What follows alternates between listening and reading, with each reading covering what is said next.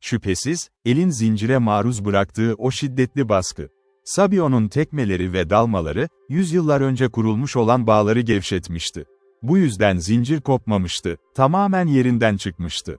Korkudan bitap düşmüş halde kayanın üzerine çöktüm. Zavallı adam kadar güçsüzdüm. Ve tıpkı onun gibi, ben de açgözlülükle su içtim. Nefes nefese kaldım. Ama sonunda cesaretim geri geldi.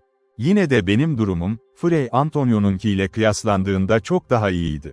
Kaçışım ne kadar dar olursa olsun, gerçek şuydu ki, ölümle yüz yüze geldikten sonra sağ salim çıkmıştım.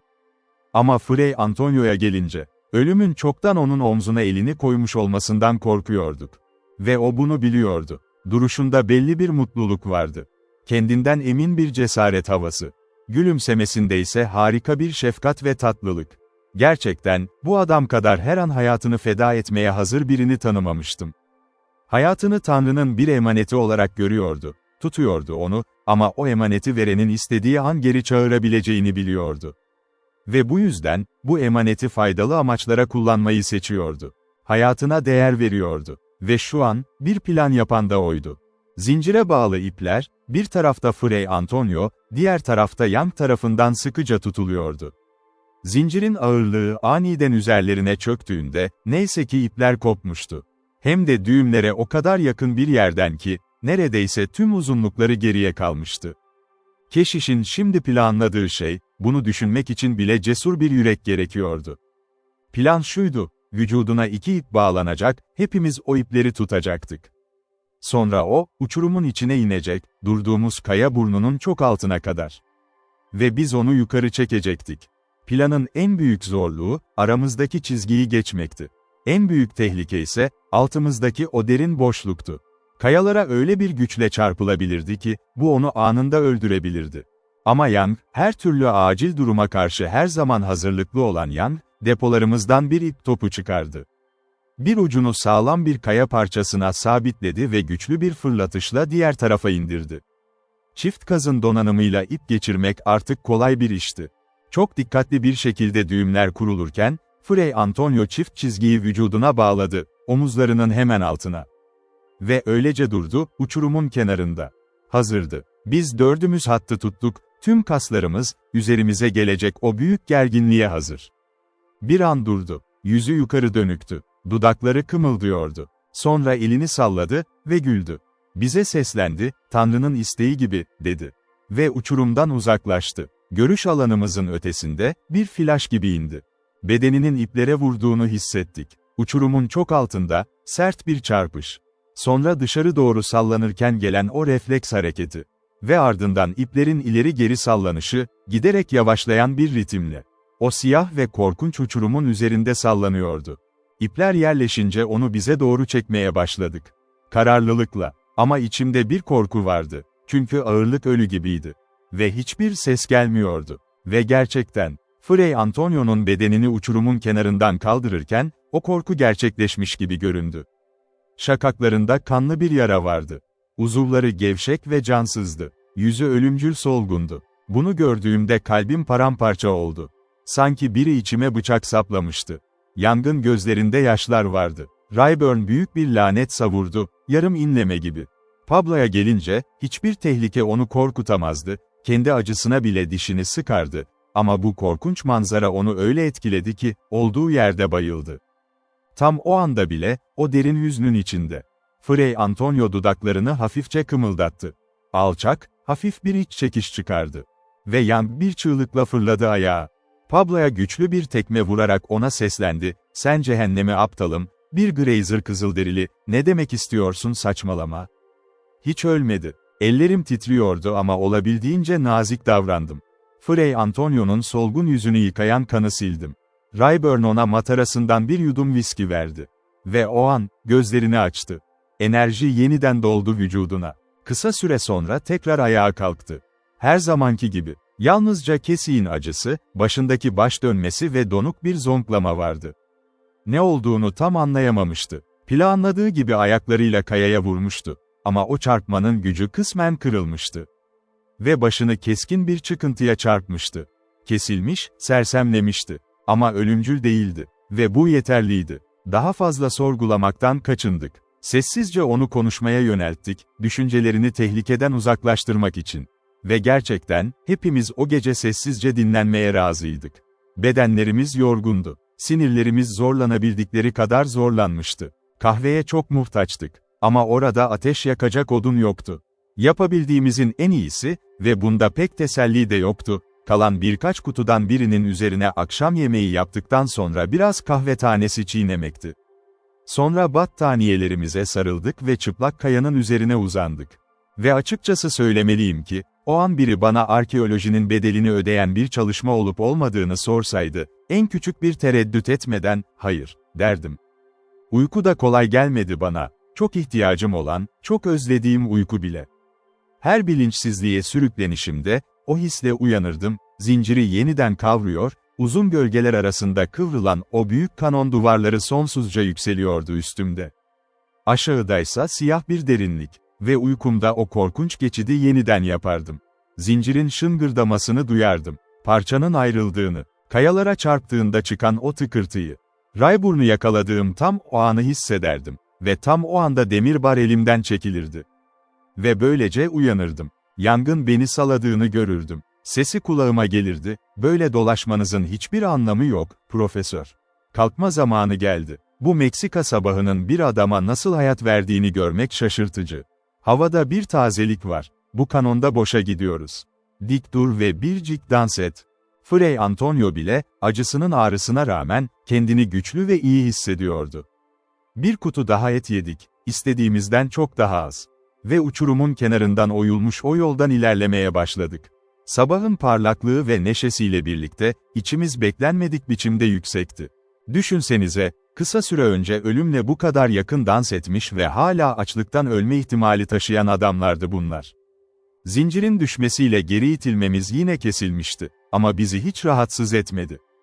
Kanonu geçemezdik, geri dönemezdik, göl vadisinden daha öteye gidemezdik. Ve burada ölmek, işte bu en kötüsüydü. Ama makul bir inançla tutunuyorduk. İzlediğimiz bu yol, sonunda bizi dağlara çıkaracaktı. Belki gizli şehre götürmese bile, aradığımız yola. 5 ya da 6 mil boyunca önceki günün rotasını izledik. Kanon boyunca geri döndük ve bir süre önce takip ettiğimiz yolu aşağımızda, karşı tarafta gördük. Sonra çok kolay bir eğimle yukarı tırmanmaya başladık, ta ki o yol gözden kaybolana dek. Uçurumun zirvesine yaklaşırken aniden sola döndük ve dar bir yarığa girdik. Yol keskin biçimde yukarı kıvrılıyordu. Zirveye ulaşmak için kaba kesilmiş basamakları tırmandık. O kadar dik ki, bacaklarımız neredeyse altımızda çöktü. Ama zirveye ulaştığımızda, yorgunluğumuzu unuttuk. Bulutlar ve dağ zirvelerinin muhteşem bir manzarası gözlerimize fırladı. Buna benzer bir şeyi yalnızca Marshall Geçidi'nin tepesinden Gunnison bölgesine bakarken görmüştüm. Ama burada yalnızca tek bir yönde değil, her yanda gökyüzü açılıyordu. Çünkü biz çok yüksek, kare bir tepedeydik. Gigante'ye benzer bir arma. Meksika Merkez Demiryolu'ndan yaklaşırken Silao'ya sola bakanlara görünen o arma gibi. Ve her yönden etrafımıza bulutlar ve dağ zirveleri yükseliyordu. Ama bu kahramanca manzarayı uzun süre seyredemedik. Çünkü o anda esen sert rüzgar bir bulutu dağıttı ve aniden, uçan buharın içinden, devasa bir bina belirdi. Bir an için gözlerimizin önünde net ve belirgin oldu. Dağ zirvesinde, bulutların arasında, insan emeğinin ve gücünün o ezici kanıtı. Göğüslerimizden heyecan gibi bir şey geçti. Gerçek dışı görünüyordu. Böyle bir yerde böyle bir işin yapılmış olması.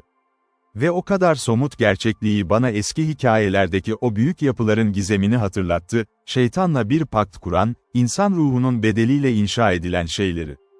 Eğer bu görkemli yapıda ya da durduğu dağın zirvesinde yaşayan bir insan izi olsaydı, belki hayal gücümüzü bu kadar sarsmazdı. Ama üstümüze çöken şey ölümcül bir sessizlikti. Mutlak bir sessizlik. Sürüklenen bulutlar dışında, hiçbir şey. Sanki yaşayan dünyadan ve kendi zamanımızdan uzak, ölü bir bölgeye geçmiştik. O kasvetli mağaradan bu bölgeye girdiğimizi hatırladım, yüzlerce yıllık ölünün sessiz ibadetle büyük taş idolün önünde toplandığı o mağarayı. Üstümüzde asılı kalan kötü bir büyü varmış gibi hissettim, bizi sonsuza dek bu vahşi yalnızlıklarda dolaşmaya mahkum eden bir büyü. Ve bu, etrafımızdaki insan yaşamının güçlü kanıtlarıyla daha da korkunç hale geliyordu. Yangsa o kaba diliyle, hepimizin kalbinde olan düşünceyi dile getirdi. Büyük bir yemin ederek şunu ilan etti, bu yalnızlıktan güvenle kurtulmak için hayatının geri kalanını Kızılderililerle dövüşerek geçirmeyi kabul ederdi. Etrafında yaşayan biri olmanın rahatlığı için, bunu yapmaktan mutlu olurdu. Dağın tüm zirvesi, yaklaşık 1 mil kare, doğası gereği o kadar düzdü ki, insan elinin yapacağı pek bir şey kalmamıştı. Ama büyük tapınakın inşasına hazırlık neredeyse inanılmazdı. Platonun ortasında, yaklaşık 1000 feet kare bir piramidal kaya kütlesi yükseliyordu. Dağın kendisiyle aynı parça gibiydi. 3 büyük teras halinde şekillendirilmişti ve bu terasların zirvesinde tapınak duruyordu. Teraslar piramidin etrafını saran, sürekli yükselen bir yolla çevriliydi. Başlangıcı ve sonu doğu cephesinin merkezindeydi. Alttan zirveye uzanan mesafe 1,5 milden fazlaydı. Yavaş ilerleyen, tembel bir putperest grazer böyle bir şey düşünebilir, dedi Yang, patikadan yukarı tırmanırken. Şimdi, benim büyüdüğüm cemaatçiler böyle bir yerde bir kilise inşa etseydi ve muhtemelen o kadar aptal olmazlardı, bir dizi basamak yaparlardı. En alttan en üste, herkes kısa sürede çıkardı. Ama grazer modası her yerde böyle, Boston Devlet Binası kadar yüksek bir tepede, 5 millik bir yol açıyorsun ki rüzgara karşı rahatça çıkıp inebilesin. Keşke yol boyunca içecek çeşmeleri koysalardı. Ben susadım, tuzlu morina balığı gibi. Ve fıçıda o kadar az su kaldı ki, hepsini yutmaktan korktuğumdan çekiniyorum. Çeşme mi? Biraz önümüzde yürüyen Rayburn geri seslendi. Var. Gel ve istediğin kadar iç. Kes şunu, Rayburn, diye yanıtladı Yang. Gerçekten susamış bir adama böyle şakalar yapılmaz. Şaka yapmıyorum, dedi Rayburn, şimdi yanına yetişmiştik. Ara, bak. Yang'ın tek cevabı, hevesle öne atlamak oldu. Yolun yanındaki taş bir leğenden uzun ve derin bir şekilde içti. Yukarıdan gelen küçük bir dere onu besliyordu. Bu beklenmedik yerde su bulmak, hepimiz için büyük bir sürprizdi. Çünkü hepimiz suya muhtaçtık ama stokumuz neredeyse tükendiği için özgürce içmeye cesaret edememiştik. El Sabio'nun uzun ve mutlu içişini izlemek, dokunuculdu.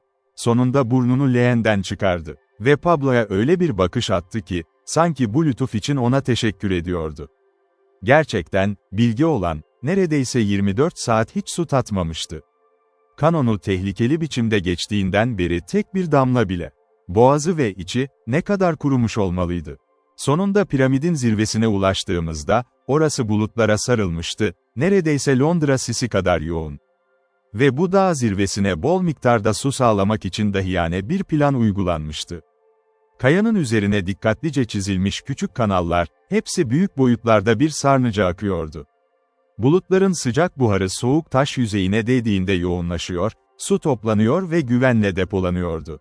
Aşağıdaki çeşme ise bu sarnıçtan besleniyordu. Ama bunu incelemeye çok fazla vakit ayırmadık. Tapınağa doğru ilerlemek için içimiz yanıyordu. Tapınak, canlı kayadan kesilmiş teraslı bir platformdu.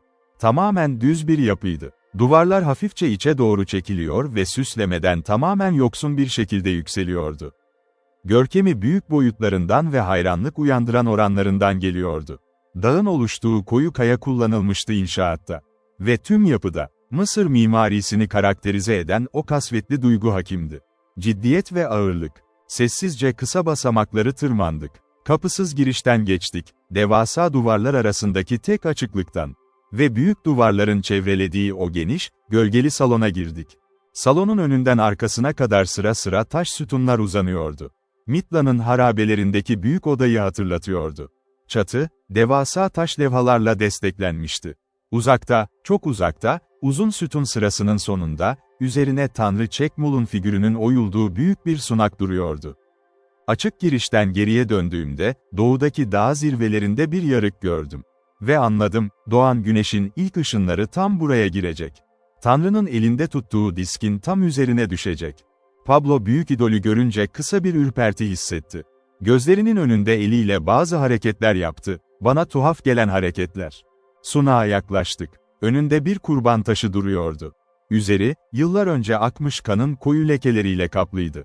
Ve taş boyunduruğun altında, hala orada duran, solmuş bir insan omurgasının kalıntısı.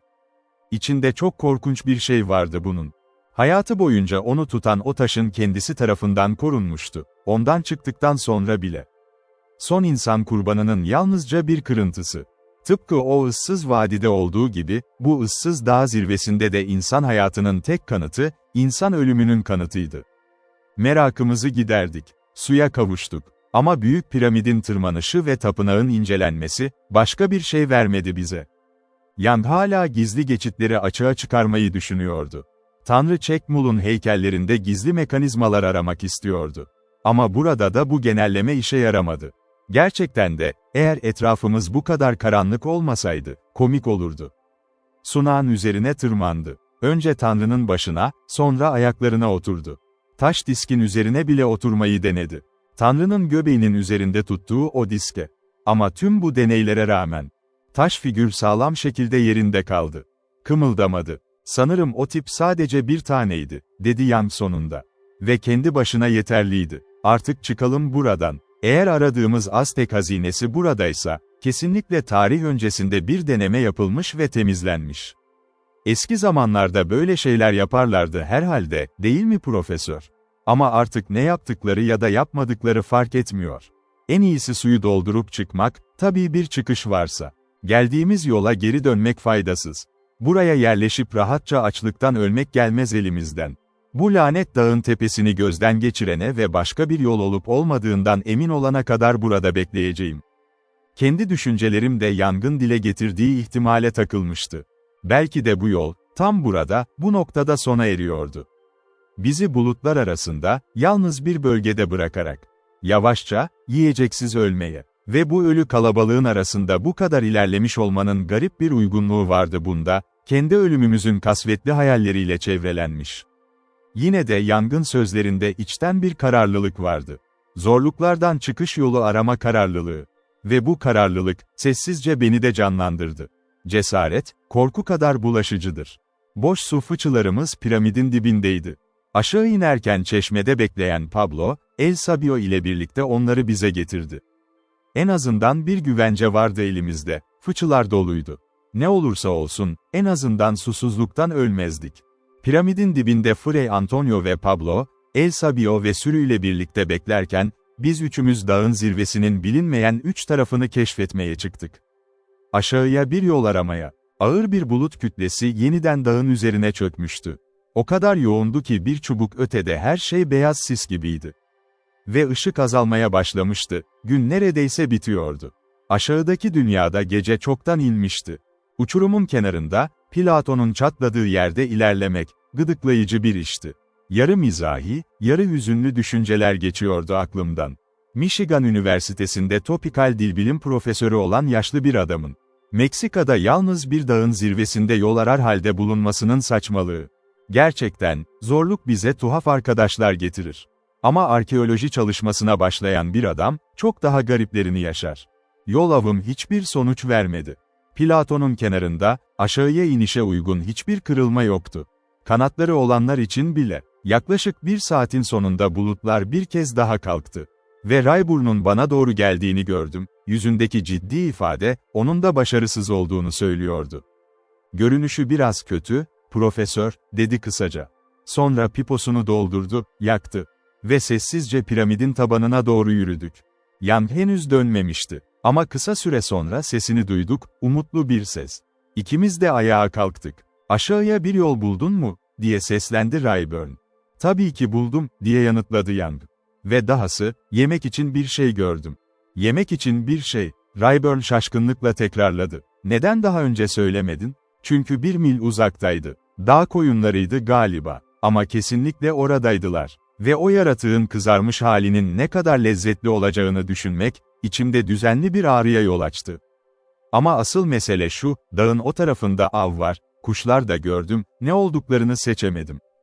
Ve bir şekilde, aşağısı farklı görünüyor. Buraya kadar geçtiğimiz ölü yerler gibi değil. Tanrı'nın orayı hatırlamış gibi bir hali var, canlı. Kokunun bile güzel bir şeyi vardı.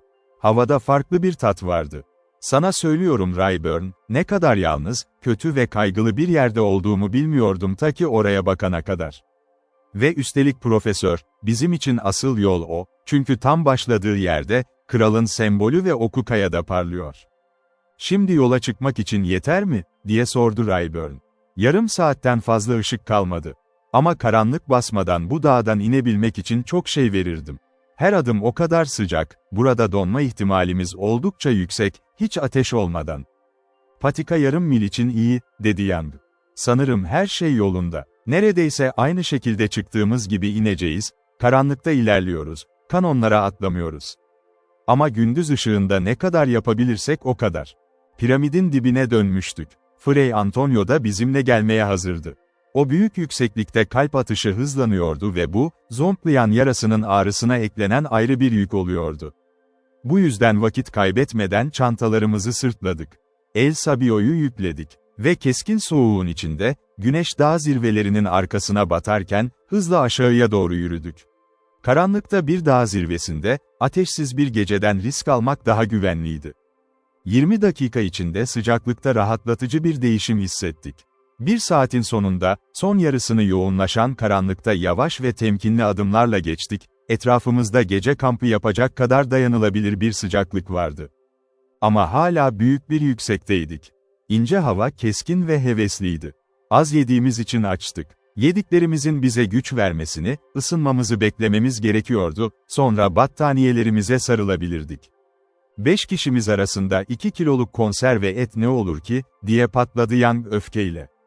Oysa şu anda bu arazideki her adam tam bir kutuyu yiyebilirdi, geldiği tenekenin içinde dahil. Sonra gerçek bir yemek için avlanacaktık. Ve gördüğüm o koyunu düşün.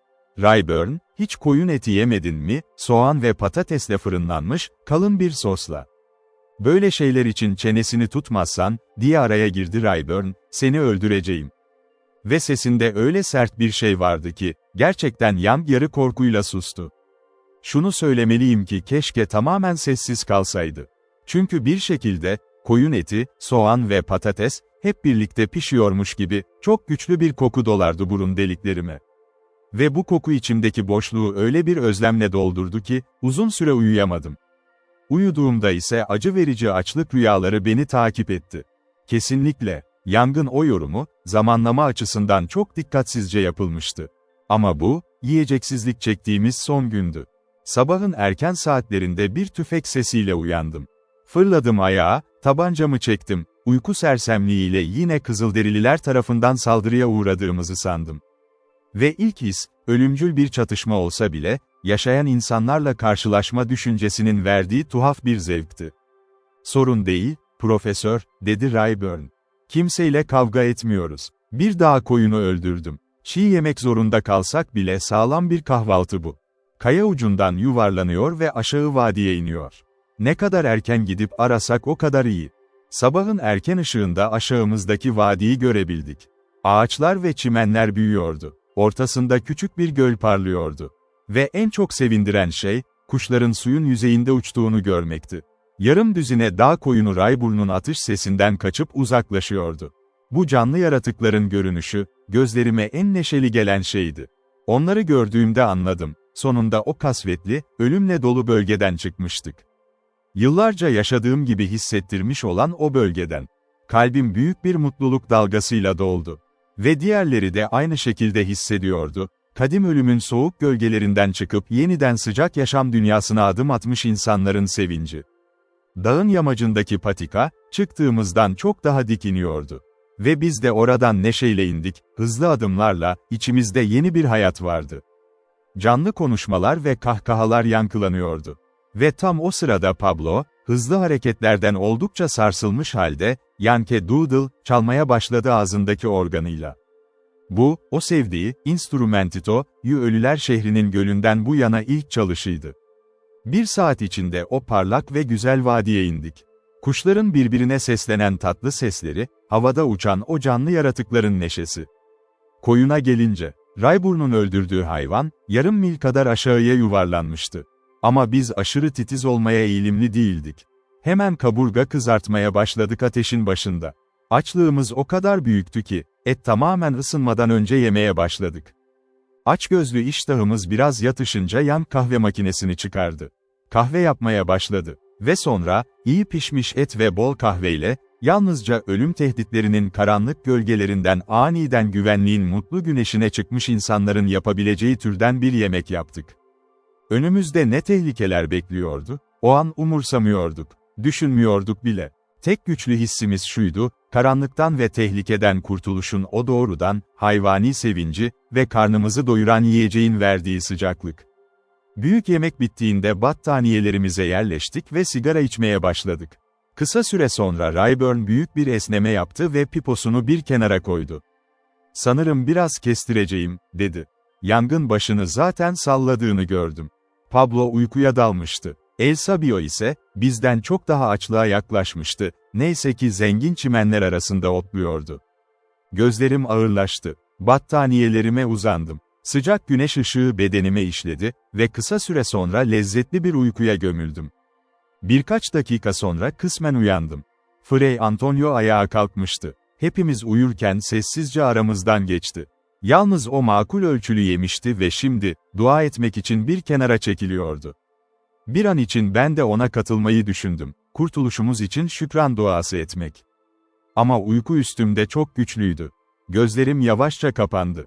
Ve son gördüğüm şu oldu. Büyük gri bir kayanın yanında çimenler üzerinde diz çökmüş bir keşiş. Elleri kenetlenmiş, yüzü yukarı dönük, minnettar bir dua için ruhunu döküyor. Öğleden sonra iyice uyandığımızda hava akıyordu. Ve yangın ilk yorumu şu oldu, akşam yemeği zamanı geldi. Rayburn bu düşünceyi hemen onayladı. Ben de öyle ve bu şaşırtıcıydı, çünkü o kadar doymuştum ki bu kadar erken yemek istemek mantıksız görünüyordu. Ama neredeyse kahvaltı kadar doyurucu bir akşam yemeği daha yaptık. Kısa süre sonra kendimizi tekrar battaniyelerimize sardık. Ayaklarımız birikmiş ateşe doğru uzanmıştı. Ve gün doğana kadar uyuyacaktık. Gerçekte, kasvetli çevremiz ve açlık korkusu, bizi o dağa tırmanışından ve yetersiz beslenmeden daha ağır biçimde yormuştu. Yediğimiz güçlü yiyecek ve uzun uyku, doğanın bizden talep ettiği borcun ödenmesiydi. İkinci sabah hepimiz taze ve güçlüydük. İlerlemeye hazır ve hevesliydik. Koyunlardan geriye çok az şey kalmıştı ama Rayburn Vadi'nin üzerinden geçen gölün çevresinden yarım düzine kuş vurmuştu, bir çeşit ördek. Yiyeceksiz kalma korkusu yoktu. Vadi, batı ucunda bir kanona daraldı. Başka seçenek yoktu, tek çıkış buradan. Ve doğru yolda olduğumuzdan emindik, kralın sembolünü ve oku kayaya oyulmuş olarak bulduk. Kanon hızla iniyordu. Öğleye kadar tropikal bir sıcaklığın hüküm sürdüğü bir seviyeye ulaşmıştık. O gece battaniyeye ihtiyacımız yoktu. Rayburn, Tierra Caliente'ye, kıyının sıcak topraklarına yakın olduğumuzu düşünüyordu. Sabah yürüyüşümüzü yeniden başlatırken o önden gitti, temkinli bir bakış açısı sağlamak için. Eğer tahmini doğruysa, her an düşman Kızılderililerle karşılaşabilirdik. Öğle saatlerinde sessizce yanımıza yaklaştı. Çantaları bırakmamızı ve yalnızca silahlarımızla sessizce onu takip etmemizi istedi. "İleride tuhaf bir şey var," diye açıkladı. "Sesler duyduğumu sandım. Ama ateş açılmadıkça siz de açmayın. Bu Kızılderililerden bazıları dost canlısı olabilir. Eğer bizimle kavga etmek istemiyorlarsa, siz de başlatmayın." Kanon bu noktada çok dardı. Duvarlar birbirine o kadar yakındı ki etrafımız derinden gölgeliydi. Bir kıvrımı döndüğümüzde kaya başımızın üzerinde büyük bir kemer şeklinde kapandı. Doğal bir tünel içindeydik. En ucunda ise parlak bir nokta, geniş ve güneşli bir açıklığın varlığını gösteriyordu. Ama bu açıklığın üzerinde ışığı keskin şekilde bölen çubuklar vardı. Sanki devasa bir örümcek orada büyük bir ağ örmüştü. Yaklaştıkça, ötesinde geniş ve görkemli bir vadi gördük. Her türlü tropikal büyümeyle zengin, sular altında, güneşin sıcak ışığıyla yıkanmış. Garip bariyere yaklaştık. Ve hayretimiz büyüdü. Parlak metalden yapılmıştı. Çok sayıda örnek bir aradaydı. Daha da ilginç olan şuysa, yaklaştığımız tarafta parmaklıklar bağlanmıştı. Kolayca çıkarılabilecek şekilde. Ama vadinin öte yanından bakıldığında aşılmaz bir engel oluşturuyordu. Büyük bir heyecanla çubukları tutan metal pimleri serbest bıraktık, kayaya oyulmuş yuvalardan. Birkaç dakika içinde yolumuzu açmıştık. Tam açıklıktan geçmeye hazırlanırken sesler duyduk. Hızla gölgelere çekildik. Ve o anda iki adam aniden önümüzde belirdi. Açıklığın karşısında parmaklıkların eksik olduğunu görünce hayranlıkla bir çığlık attılar.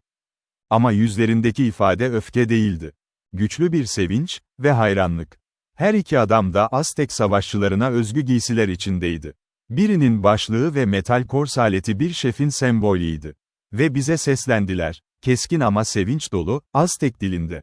Bu ani çıkış ve çınlayan ses o kadar şaşırtıcıydı ki içgüdüsel olarak gölgelere çekildik, silahlarımız hazır.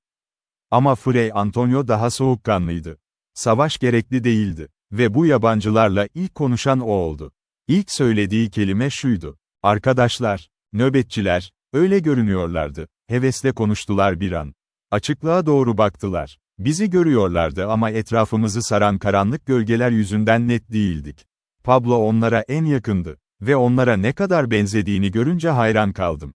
İlk kez onu gördüklerinde, ikisi de açıklıktan döndü. Ve mesafeye doğru, birine sesleniyormuş gibi, büyük bir sevinçle bağırdı. Kısa bir süre sonra o çığlık tekrarlandı, daha uzaktan. Ve giderek daha fazla ses katıldı. Şişti, güçlendi. Sanki tüm vadinin tamamı büyük bir sevinç kükremesiyle sarılmış gibi, her yer sevinçli seslerle dolmuş gibiydi. Üstlendikleri görevi başarıyla tamamlamış gibi adamlar yeniden bize döndü. Daha yüksek rütbedeki şef, Aztek dilinde bize seslendi. Ama o dilde tuhaf dönüşler ve değişimler vardı. Bize heyecanla seslendi. "Bize gel, bize gel." Şimdi eski kehanet doldu ve halkımızın nesiller boyunca burada, ızgaralı geçitte sürdürdüğü nöbet ödüllendirildi. "Bize gel, kardeşlerimize, efendimiz ve kralımıza söz verilen mesajı getirenlere gel." Bu sözler söylenirken Fray Antonio'ya döndüm. Ve onun yüzünde, uzun zamandır ve bu tehlikeler içinde aradığı bir şeyin, mutlu inancın yansımasını gördüm. Son parça yerine oturmuştu. Gerçekten, burada gizli insanları bulmuştuk. Cacike'nin bahsettiği, keşişin mektubunda adı geçen insanları. Güçlü bilge Kral Chezentzi'nden bu yana çağlayan eski Aztek kabilesinin bir birliğini, güçlerine ihtiyaç duyulduğunda ortaya çıkıp zayıf kardeşlerini yabancı düşmana karşı korumak için ayrı tutulan kolu. Ve bu mutlu keşfin getirdiği büyük mutluluk, tüm vücudumu zonklayan bir sevinçle doldurdu. Ama açıklıktan parmaklıkların arasından çıkarken, izleyiciler bizi güneş ışığında net olarak gördüklerinde, geri fırladılar. Sanki alarm içindeymiş gibi. Rayburn bunu hemen fark etti ve barış işareti yaptı, sağ kolunu havaya kaldırdı. Kuzey Amerika'nın tüm yerli halkları arasında ortak olan bu işaret. Bir an tereddüt ettikten sonra şef de aynı şekilde karşılık verdi. Aramızda barış vardı. Ve ilerledik. Ama bana öyle geldi ki, artık bize olan bakışı hayranlıktan çok, derin bir saygıya dönüşmüştü.